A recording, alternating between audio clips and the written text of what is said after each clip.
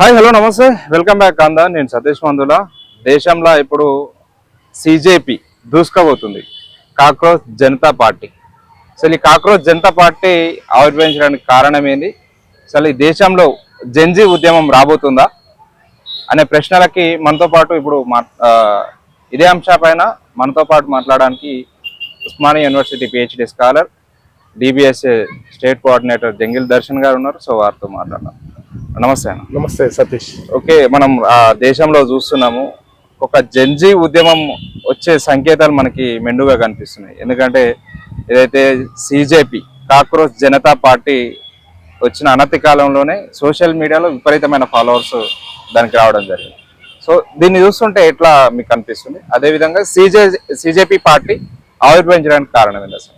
ముఖ్యంగా ఏంటి అంటే ఇటీవల కాలంలో మే 15వ తేదీన chief justice of India Suryakant Sharma గారు అనుచితమైనటువంటి వ్యాఖ్యలు చేసిండు. ఏమన్నాడు? నిరుద్యోగ యువత మొత్తం కూడా సోమరిపోతుల్లాగా, బొద్దింకల్లాగా, పరాన్న జీవులుగా జర్నలిస్టుల పేరుతోటి, న్యాయవాదుల పేరుతోటి, యాక్టివిస్టుల పేరుతోటి ఈ వ్యవస్థ మీద దాడి చేస్తున్నారు అనేటటువంటి అనుచిత వ్యాఖ్యలు ఏవైతే ఉన్నాయో యువత మీద, యువత మనోభావాలను రెచ్చగొట్టేటటువంటి విధంగా వీళ్ళ హక్కులని, వీళ్ళ ఆత్మగౌరవాన్ని దెబ్బతీసేటటువంటి విధంగా మాట్లాడిండు. కాబట్టి ఈ ఉద్యమం మే 16వ తేదీన మొదలైందని చెప్పేసి ఈ సందర్భంగా తెలియజేస్తుంది. అంటే మనం చూస్తున్నాం అంటే విపరీతమైన ఫాలోవర్స్, అంటే దాదాపు ఒక నేషనల్ పార్టీకి ఉన్నటువంటి ఫాలోవర్స్ ని క్రాస్ చేసి సిజేపీ ముందుకు దూసుకెళ్ళిపోతుంది. అంటే ఇలాంటి పరిణామాలు మనకి దేశంలో ఏ విధంగా దేనికి దారితీస్తాయి అని అనుకోవచ్చు? అంటే ఇది పెద్ద కొత్త విప్లవానికి దారితీస్తుందని అనుకుంటున్నాను. అంటే ఒక మహత్తరమైనటువంటి ఒక మంచి సంకేతమే అనొచ్చు సతీష్ గారు. ఎందుకంటే దేశ భవిష్యత్తు అనేటువంటిది యువత చేతుల్లోనే ఉంటుంది. యువత రాజకీయాల్లోకి రావాలి, వ్యవస్థను మార్చాలి అనేటటువంటి ఉద్దేశం. ముఖ్యంగా ఏంటి, కాక్రోచ్ జనతా పార్టీ రావడం ముఖ్య ఉద్దేశం ఎవరు? అభిజిత్ దీప్కే. ఆయన మహారాష్ట్రకు చెందినటువంటి వ్యక్తి, 30 ఏళ్ళ యువకుడు. ఎందుకు పెట్టడానికి రీజన్ ఏంటి? యువతను హక్కుల్ని హరించేటటువంటి విధంగా మాట్లాడిండు కాబట్టే కదా. ఏమంటున్నాడు అంటే ఈ దేశంలో అనేక సమస్యలు ఉన్నాయి. ఇటీవల కాలంలో మీరు చూడొచ్చండి, నిరుద్యోగ యువతకు ముఖ్యంగా ఏంటి అంటే నీట్ పేపర్ లీకేజ్ కావచ్చు. 22 లక్షల మంది పేపర్ లీకేజ్ అయ్యింది, మీకు తెలుసు కదండి, రాజస్థాన్ లో. తర్వాత పెట్రోల్ రేట్లు పెరిగిపోతున్నాయి. ప్రతిపక్ష నాయకులు ఎవరైతే ఉంటారో వాళ్ళ మీద అక్రమంగా కేసులు పెట్టడం, మరి అత్యాచారం చేసినటువంటి వాళ్ళు, హత్యలు చేసినటువంటి రాజకీయ నాయకులు, అధికార పార్టీలలో ఉన్నటువంటి బీజేపీ నాయకుల మీద ఎట్లాంటి శిక్షలు పడతలేవు వాళ్ళకేమో. కానీ ప్రజా సమస్యల మీద పోరాటం చేసేటటువంటి వ్యక్తుల మీద వాళ్ళ మీద కేసులు పెట్టి వాళ్ళను జైళ్ళకు పంపించేటటువంటి, అంటే ప్రశ్నించే వాళ్ళ గొంతునేమో నొక్కుతున్నారు. తప్పు చేసినటువంటి వాళ్ళనేమో వాళ్ళను ఎట్లాంటి శిక్షలు లేవు. ఇట్లాంటి సమయంలోనే ఈ ప్రభుత్వాన్ని హాస్యాస్పదంతో, వ్యంగ్యాస్యంతో ప్రశ్నించేటటువంటి విధంగా వచ్చిందే సిజేపీ. ఓకే, అంటే ఇప్పుడు ఏదైతే అభిజిత్ దీప్కే ఉన్నాడో అంటే ఆయన ఒక్కడే స్థాపించిందని మీరు అంటున్నారు. సో దీని వెనక వేరే వేరే పార్టీలు కూడా, నేషనల్ పార్టీకి సంబంధించిన పెద్ద తలకాయలే దీని నుండి ముందు నడిపిస్తున్నాయి అని చెప్పేసి కూడా వార్తలు వస్తున్నాయి. వాస్తవానికి ఈ అభిజిత్ దీప్కే వెనుక ఆ పెద్ద పార్టీలు ఉండొచ్చా? అంటే నా ఉద్దేశం ఏంటంటే ఆయన వెనుక పెద్ద పార్టీలు ఉన్నాయి అనేటువంటిది నేనేం అనుకుంటలేను. ముఖ్యంగా ఏంటంటే ఆయన చదువుకున్నటువంటి వ్యక్తి. ఆయన ఇంటర్వ్యూలో కూడా చెప్పింది ఏంటంటే నేను డిగ్రీ పూర్తి చేసినటువంటి వ్యక్తిని. బీజేపీ, ముఖ్యంగా బీజేపీని ఏమన్నాడు మీకు తెలుసు కదండి, అలా చూశారు కదా, అన్ఫాలో చేయమని చెప్పిండు బీజేపీని, భారతీయ జనతా పార్టీని. అంటే బొద్దింకల్లో ఎట్లా అంటారు అసలు? యువత బొద్దింకలు ఎట్లా అవుతారు? యువత పరాణ జీవులు ఎట్లా అవుతారు? వ్యవస్థలో ఉన్నటువంటి లోపాలు ఏవైతే ఉన్నాయో, అవినీతి కానీ, అన్యాయాలు కానీ, దోపిడీ కానీ, ఈ దౌర్జన్యాలు కానీ, అనేక సమస్యలు ఉన్నాయి దేశంలో, అనేక సమస్యలు ఉన్నాయి. ఈ సమస్యలను ప్రశ్నిస్తే అంటే ముఖ్యంగా పరాన్న జీవులు అనడం ఏందండి, నాకు అర్థం కాదు. పరాన్న జీవులు అనడం ఏంది అంటే జర్నలిస్టులను అవమానించినట్టే కదా, యాక్టివిస్టులను అవమానించినట్టే కదా, ఉద్యమకారులను అవమానించినట్టే కదా, అంటే న్యాయవాదులను అవమానించినట్లే కదా. న్యాయవాదుల రూపంలో, జర్నలిస్టుల పేరు రూపంలో, యాక్టివిస్టుల పేరు రూపంలో వ్యవస్థ మీద దాడి చేస్తున్నాడు అనడం అనేటువంటిది అది రాజ్యాంగ విరుద్ధం అండి. నేను అంటున్నా, మీరు అన్నదానికి ఏంటంటే ఈ రాజ్యాంగాన్ని సరిగ్గా అమలు చేయట్లేదు ఈ ప్రభుత్వాలు. బీజేపీ ప్రభుత్వము రాజ్యాంగాన్ని అమలు చేయట్లేదు. అమలు చేయండి అని చెప్పడం కోసమే ఇప్పుడు సిజేపీ, కాక్రోచ్ జనతా పార్టీ అంటే ఒక ప్రభుత్వం మీద ఒక వ్యంగ్యాస్త్రం తోటి ప్రశ్నించడం కోసం ఏర్పడింది.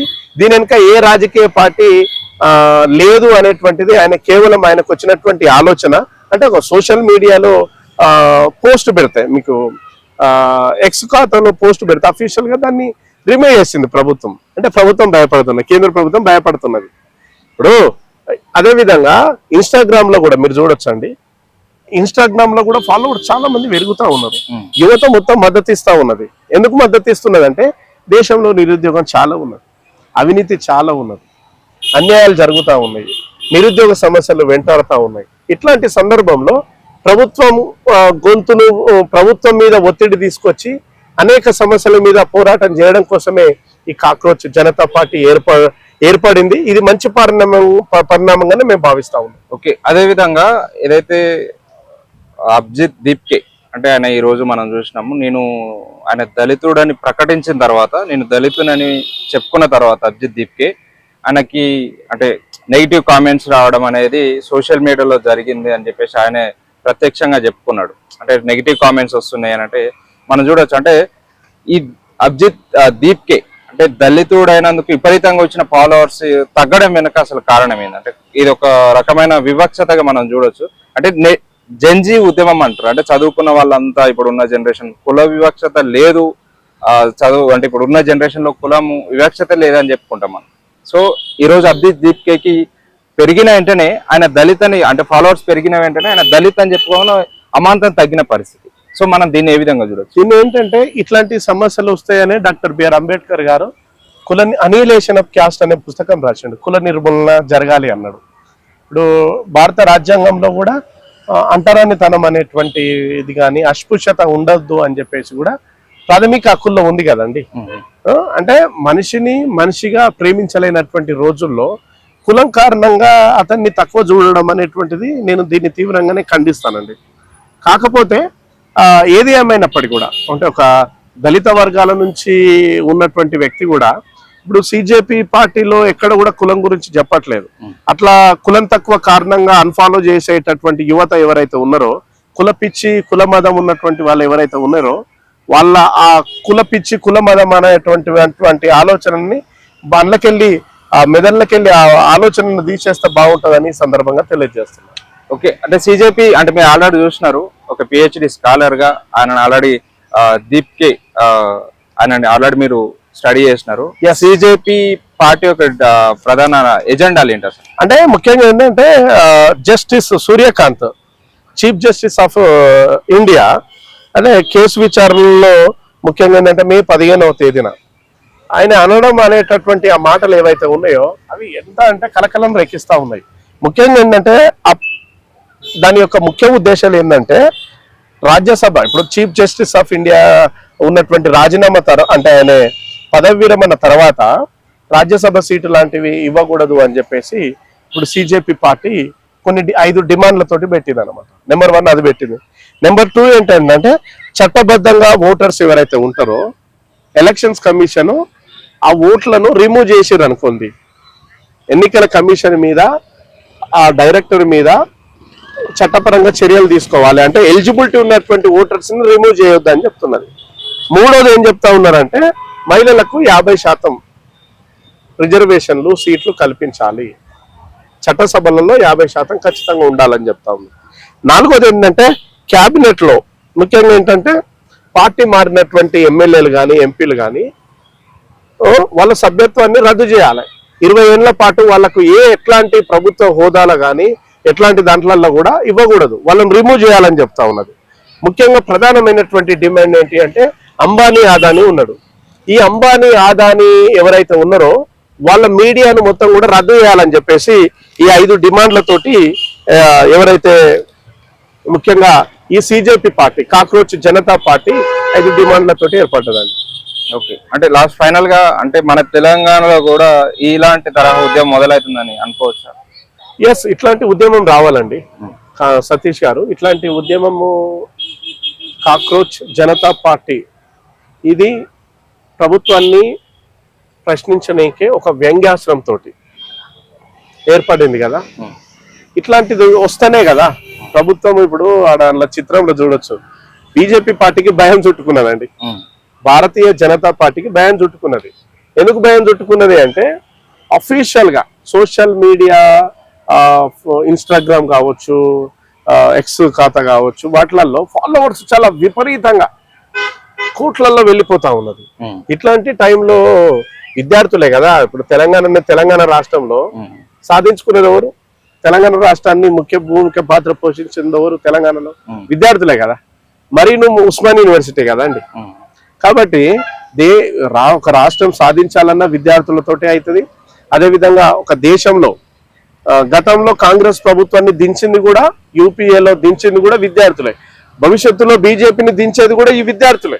మేము చూసేది ఏంటంటే ఇప్పుడు ఒక సతీష్ ఖాందాన్ గా మన ఛానల్కి నేను ఎందుకు మాట్లాడుతున్నా, కాక్రోచ్ జనతా పార్టీ గురించి నేను ఎందుకు మాట్లాడుతున్నా అంటే అది అధికారికమైనటువంటి పార్టీ కాదు. అది అంటే ప్రజల్ని చైతన్యవంతం చేయడం కోసం, అంటే విద్యార్థుల్ని చైతన్యవంతం చేయడం కోసం, ప్రభుత్వాన్ని ప్రశ్నించడం కోసం, ప్రభుత్వాన్ని వ్యంగ్యాస్త్రాలతో ప్రశ్నించడం కోసం ఏర్పడ్డటువంటి ఒక సోషల్ మీడియా, ఒక ప్లాట్ఫామ్ నుంచి ఏర్పడ్డటువంటి ఒక వేదిక. ఇట్లాంటి వేదికకు ఒక ఓయూ నుంచి ఒక పిహెచ్డి స్కాలర్ గా ఉస్మానియా యూనివర్సిటీలో ఒక పిహెచ్డి చేస్తున్నటువంటి నేనుగా, ఒక దళిత్ బహుజన్ స్టూడెంట్ అసోసియేషన్, ఒక డిబిఎస్ఏ విద్యార్థి సంఘం పక్షాన మేము ఎందుకు కాక్రోచ్ జనతా పార్టీ అంటే ఒక సోషల్ మీడియా ప్లాట్ఫామ్ గురించి నేను ఎందుకు మాట్లాడుతున్నానంటే, కాక్రోచ్ జనతా పార్టీ క్లియర్ గా చెప్తున్నది, మేము ఈ ప్రభుత్వంలో అవినీతి ఎక్కడైతే ఉంటే దాన్ని ప్రశ్నిస్తాం, దోపిడీని ప్రశ్నిస్తాం, అన్యాయాన్ని ప్రశ్నిస్తాం. దేశంలో ముఖ్యంగా ఏంటంటే పెట్రోల్ రేట్లు పెరుగుతున్నాయి, వీటిని తగ్గించాలి కదా. అనేక సమస్యలు ఉన్నాయి ఈ దేశంలో, రాష్ట్రాలలో అనేక సమస్యలు ఉన్నాయి. ప్రధానంగా అధికారికమైనటువంటి రాజకీయ నాయకులు ఉంటారు కదా సతీష్ గారు, అవినీతి చేసే రాజకీయ నాయకుల మీద చర్యలు తీసుకోవాలి. మేము అట్లాంటి వ్యవస్థ కోసమే కొట్లాడుతున్నాం కదా. మేము నిత్యం దళిత బహుజనుల మీద అత్యాచారాలు జరుగుతున్నా, హత్యలు జరుగుతున్నా వాటికి వ్యతిరేకంగా కొట్లాడుతున్నాం, బాధితుల వైపున నిలబడతా ఉన్నాము. ఈ దేశంలో అనేక సమస్యలు, నిరుద్యోగ సమస్యలు, ఒకవైపు ఉద్యోగాలు రావట్లేదు. ఒక తెలంగాణ రాష్ట్రంలో ఏమున్నాయి తెలుసుగా అండి, జీవో నెంబర్ 7 రద్దు చేయాలని కొట్లాడుతున్నాం. ఎందుకు తెలుసా? ఎందుకండి ఫీజు రియంబర్స్మెంట్ వస్తలేదు కదా. ఫీజు రియంబర్స్మెంట్స్ రాకపోతే విద్యార్థులు ఎట్లా చదువుకుంటారు? జీవో నెంబర్ 7 తీసుకొచ్చారు. ఎందుకు 7 తీసుకొచ్చారు అంటే డైరెక్ట్ గా ఎవరైతే ఫీజు రియంబర్స్మెంట్ కాలేజీలకు ఇవ్వకుండా, ఎవరైతే స్టూడెంట్ అకౌంట్ల కోసం మాత్రమే అమౌంట్ పంపిస్తాం, మీరు ఫీజు మాత్రం మీరు కాలేజీలో కట్టుకోండి అని. అంటే ఒకవైపు చదువును నిర్వీర్యం చేస్తుంది, చదువుకుంటే ప్రశ్నిస్తారు, గొంతెత్తుతారు, మాట్లాడతారు, ఉద్యోగాలలోకి వెళ్తారు. అంటే ఈ ప్రభుత్వాన్ని ఊనగొడతారనే భయంతో ప్రభుత్వాలు ఏం చేస్తున్నాయి, చదువును అందనీయకుండా చేసేందుకు ఏం చేయాలంటే ఫీజు రియంబర్స్మెంట్ తగ్గించాలి. అంటే ఇది కుట్రలో భాగం ఇవన్నీ కూడా. ఇట్లాంటి కుట్రలు దేశం, నేను మళ్ళీ చెప్తున్నా సతీష్ గారు, ఈ దేశంలో ముఖ్యంగా ఏంటంటే ఎస్సీ ఎస్టీ బీసీ మైనార్టీలు, అసలు దళితులు అనేటువంటి వాళ్ళు ఉన్నారు కదా, ఈ ఆధిపత్య వర్గాలకు దళితులు అంటే చాలా చిన్న చూపండి. అంటే దళితులు ఒక ఐఏఎస్లు కావద్దు, ఐపీఎస్లు కావద్దు, ఇంజనీర్లు కావద్దు, లాయర్లు కావద్దు, అడ్వకేట్లు కావద్దు, జర్నలిస్టులు కావద్దు, యాక్టివిస్టులు కావద్దు. అంటే వీళ్ళు ఎంతసేపటికి బానిసల్లాగా ఉండాలని చూసేటటువంటి కోణము అగ్రవర్ణాలదండి. నేను అంటున్నా ఈ సందర్భంగా, అంటే వీళ్ళు ఎదగొద్దు, ఎమ్మెల్యేలు కావద్దు, ఎంపీలు కావద్దు, ఇట్లాంటి యూనివర్సిటీలలో చదవద్దు, ఆక్స్ఫర్డ్ యూనివర్సిటీలలో చదవద్దు, ఎంతసేపటికి వీళ్ళు బానిసలుగా ఉండాలనేటటువంటి భావన ఈ అగ్రవర్ణ పార్టీలలో, అగ్రవర్ణ భావాజలంతో మెదల్లో ఉన్నటువంటి వాళ్ళ మెదల్లో ఉంటది. మరి ఇట్లాంటి సందర్భంలో అందరూ సమానమే, మనుషులందరూ సమానమే, కులం మతం వర్గం ప్రాంతం తేడా లేకుండా వ్యవస్థలో అందరూ సమానం అనేటటువంటి భావనతోటి మేము కొట్లాడుతున్నామండి. బీసీలు ఎస్సీలు కలవాలి, మైనార్టీలు కలవాలి, బహుజన రాజ్యం రావాలి. ఈ బహుజన రాజ్యం వస్తేనే బహుజన బతుకులు మారుతాయి అంటున్నాం. మీకు తెలుసు అనుకుంటండి, నేను మళ్ళీ చెప్తున్నా, మీడియాలో ఎంతమంది ఉన్నారండి మీడియాలలో బహుజనులు? ఇప్పుడు అంబానీ, అదాని దేశవ్యాప్తంగా వాళ్ళే ఉన్నాయి, అగ్రవర్ణాలు ఉన్నాయి. తెలంగాణలో మీడియా ఎవరికి ఉన్నాయి చెప్పండి? ఎస్సీ బీసీ మైనార్టీలు టాప్ మీడియాలు ఉన్నాయా అండి? మీరు చెప్పండి. TV9, TV5, ఆంధ్రజ్యోతి, ఈటీవీ, ఈ మా టీవీ, ఈ అన్ని ఛానల్స్, TV5 ఇవన్నీ ఛానళ్ళు తెలంగాణలో ఎవరివండి? ఆంధ్రప్రదేశ్ లో ఎవరివండి? కమ్మలయ్యి, వెలమలయ్యి, కాపులయ్యి, రెడ్లయ్యి, వీళ్ళు ఎస్సీ బీసీ మైనార్టీలు ఏ ఛానల్స్ ఉన్నాయండి? ఛానల్ మీడియా అంటూ లేదు. మంచి పోస్టులలో వాళ్ళే ఉంటారు. అంటే మనిషిని మనిషిగా చూడనటువంటి వ్యవస్థలో దీనికి వ్యతిరేకంగా పుట్టిందే, అంటే మనిషిని మనిషిగా చూడాలని చెప్పిందే భారత రాజ్యాంగం. మరి అట్లాంటి టైంలో భారత రాజ్యాంగాన్ని ఇలా కేంద్ర రాష్ట్ర ప్రభుత్వాలు అమలు చేయాలా? రాజ్యాంగాన్ని అమలు చేయకుండా, విద్యార్థులకు ఉద్యోగాలు ఇవ్వకుండా, నిరుద్యోగ సమస్యలు పెంచుకుంటూ, ఉద్యోగాలు లేకుండా, ప్రభుత్వ పథకాలు ప్రజలకు అందకుండా, ఇటు ప్రజల్ని చాలా ఇబ్బందులు పెట్టుకుంటా, ఎన్నికల్లో ఓట్లు వచ్చిన తర్వాత కేవలం ఓట్ల కోసమే ప్రజల్ని పరిమితం చేసి, వాళ్ళ బతుకులు ఆగం చేసి, వాళ్ళకు 100, 500, 1000 రూపాయలు ఇచ్చుకుంటూ ప్రజల్ని మబ్బబెట్టి ఈ రాజకీయ పార్టీలు, ముఖ్యంగా బీజేపీ లాంటి వాళ్ళు మతం పేరు మీద ప్రజల్ని విడగొట్టి, యువతను విడగొట్టి, మతం మత్తుతోటి సమాజాన్ని అన్యాక్రాంతం చేస్తా ఉన్నారే. ఎందుకు ఇట్లాంటి వ్యవస్థ? ఎందుకు? రండి, కదలండి ఓ బహుజనులారా. ఎక్కడికక్కడ యువత ప్రతి ఒక్కరు కదలాలి, ప్రశ్నించాలి, మాట్లాడాలి, గొంతెత్తాలి. నాలాంటి ఒక పిహెచ్డి స్కాలర్ ఈరోజు బయటకు వచ్చి మాట్లాడుతున్నారు. ఎందుకండి? సమాజాన్ని ప్రశ్నించాలి, అవినీతిని అంతమొందించాలి, న్యాయం గెలవాలి, అవినీతి ఓడిపోవాలి, న్యాయం గెలవాలి, నీతి నిజాయితీ గెలవాలి, అమ్ముడు పోని వ్యక్తి నిలబడాలి. ఈరోజు ఒక జర్నలిస్టుగా ఈరోజు ఒక సతీష్, ఒక కాందాన్ మీడియా నువ్వు పెట్టుకున్నావు, అనేక సమస్యలు ఎదురైతా ఉన్నాయి. నేను అంటున్నా, అరే మనం బహుజన గొంతును వినిపిస్తున్నాం, అనేక సమస్యలు ఎదురవుతున్నాయి. ఇట్లాంటి సందర్భంలో ఇది రావడం మేము మంచి అంశంగా పరిగణిస్తున్నాం. ఇది సోషల్ మీడియా ఫ్లాట్. నేను మళ్ళీ చెప్తున్నా, అభిజిత్ దీప్కేకు ఓయూ విద్యార్థిగా నేను చెప్తా ఒక సూచన ఏంటంటే, ఇది కేవలం ఒక సోషల్ మీడియా ప్లాట్ఫామ్ వరకే పరిమితం కావద్దు. ఓకే, మీరు సోషల్ మీడియా తోటి మీరు చేస్తున్నారు, ప్రజల్ని ప్రభుత్వాన్ని వ్యంగ్యాస్త్రాలతో ప్రశ్నిస్తున్నారు. ఓకే, మేము స్వాగతిస్తున్నాం. కానీ కేవలం సోషల్ మీడియా ప్లాట్ఫామ్ వరకే పరిమితం కాకుండా బయటికి రమ్మని యువతకు పిలుపునియండి, రోడ్ల మీదకి రమ్మనండి, ప్రశ్నించమనండి. కానీ కాకుండా కేవలం సోషల్ మీడియా ప్లాట్ఫామ్ వరకే ఉంటే మాత్రం వ్యవస్థ అంటే అనేక సమస్యలు పరిష్కారం కావు. కాబట్టి ఇది మంచి పరిణామం. కాక్రోచ్ జనతా పార్టీకి ఇది మంచి పరిణామం. యువతను ఏదైతే మత్తులో ఉన్నటువంటి యువతకు సైంటిఫిక్ టెంపర్ పెంచేటటువంటి విధంగా కాక్రోచ్ జనతా పార్టీ ఆ అడుగులు అంటే సోషల్ మీడియాలో ఆ ట్రెండ్ నడుస్తున్నది. అట్లాంటి ట్రెండ్ నిత్యం కొనసాగించాలే. అవినీతి చేసేటటువంటి వాళ్ళు అది ఏ రంగంలో ఉన్నా, అవినీతి చేసేటటువంటి వాళ్ళు ఏ రంగంలో ఉన్నా, అన్యాయం చేసేటటువంటి వాళ్ళు ఏ రంగంలో ఉన్నా, దోపిడీ చేసేటటువంటి వాళ్ళు ఏ రంగంలో ఉన్నా, ఇట్లాంటి వ్యక్తులను వాళ్ళ మీద చట్టపరంగా చర్యలు తీసుకోవాలి. నిజాయితీగా పనిచేసేటటువంటి ప్రభుత్వ ఉద్యోగులు ఉన్నారు, నిజాయితీగా పనిచేసేటువంటి ఉపాధ్యాయులు ఉన్నారు, నిజాయితీగా పనిచేసేటటువంటి ప్రొఫెసర్లు ఉన్నారు, నిజాయితీగా పనిచేసేటటువంటి జర్నలిస్టులు ఉన్నారు, నిజాయితీగా పనిచేసేటటువంటి మాలాంటి ఉద్యమ నాయకులు ఉన్నారు, నిజాయితీగా పనిచేసేటువంటి డాక్టర్లు ఉన్నారు, ఇంజనీర్లు ఉన్నారు, లాయర్లు ఉన్నారు. వాళ్ళకు గుర్తింపు ఉండాలా. అవినీతి పరులకు గుర్తింపు ఉంది, నిజాయితీ పరులకు గుర్తింపు లేదు. ఇట్లాంటి సందర్భంలో సోషల్ మీడియా ప్లాట్ఫామ్ నుంచి ఇది రావడం మంచి పరిణామంగా మేము ఈ సందర్భంగా భావిస్తా ఉన్నాం. సతీష్ గారు, thank you so much Darshan గారు. థ్యాంక్ యూ అండి, థ్యాంక్ యూ.